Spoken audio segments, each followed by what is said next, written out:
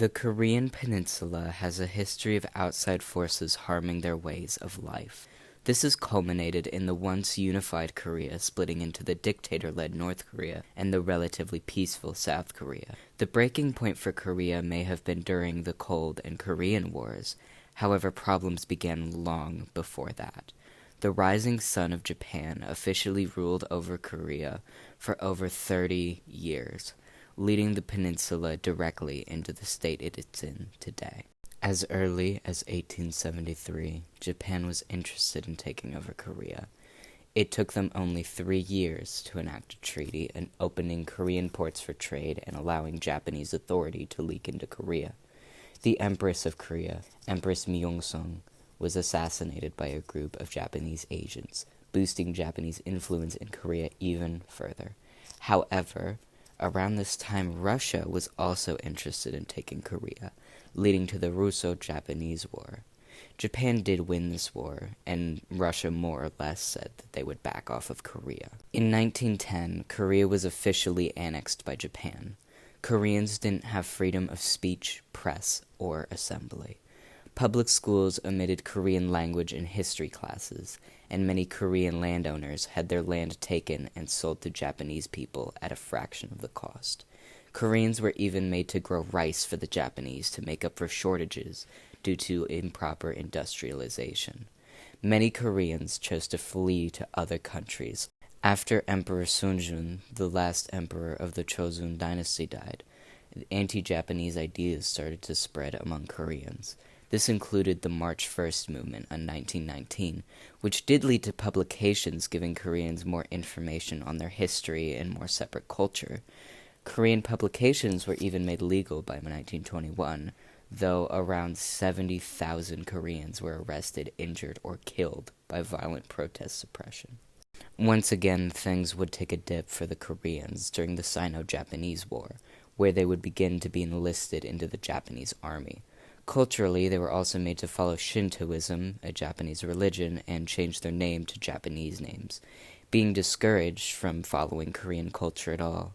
There was strict surveillance of Koreans, and resistance movements came screeching to a halt, as even suspected anti-government ideas were punished.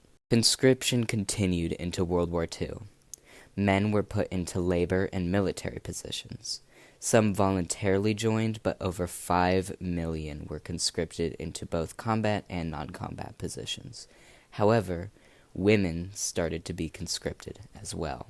Let's pause for a second. I will be discussing rape in this section.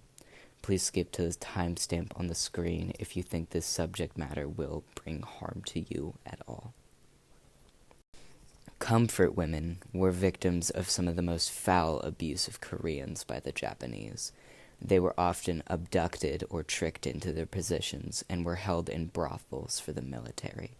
The idea behind this was to reduce the risk of a random sexual assault by army men.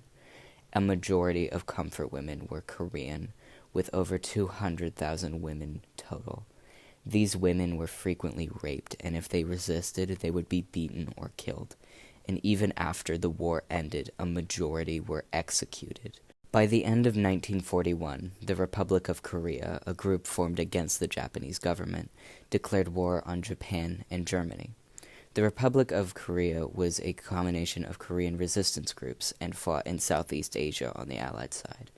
The Korean Volunteer Army also recruited Koreans to fight, and it included deserters from the Japanese army as well as backing from the Communist Party.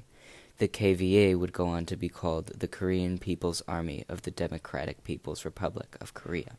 Japan's rule over Korea officially ended in 1945 after they surrendered to the Allied powers.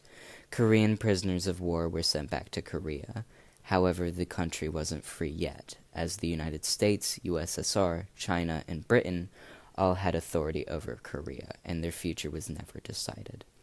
While Japan and South Korea are working to restore their relations, and South Korea is generally a safe country, the same cannot be said for North Korea.